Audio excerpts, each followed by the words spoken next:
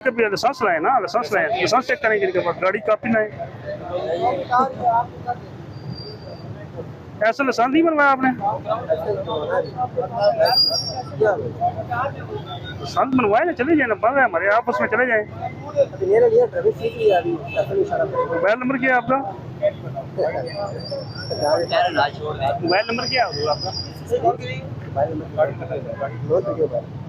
वो नंबर तो होगा ना आप में से किसी का, और नंबर तो बता दें, नंबर तो है ना, सेम इशू नहीं हुई आप लोगों के पास, वो नंबर बता दें आप। ठीक है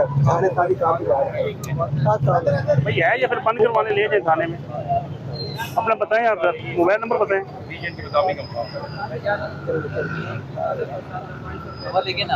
है ना, मैं वही बोल रहा हूँ। 33358987097। बेटा हेलमेट वो लाइसेंस बनवाए, ठीक है? हेलमेट आपकी सेफ्टी के लिए है, क्यों नहीं पहनते?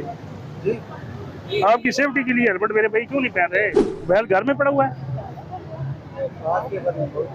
अरे वो कैमरा खोल ले, मैं पिक्चर बना देता हूँ आपको, चलान की मैं पिक्चर बना देता हूँ।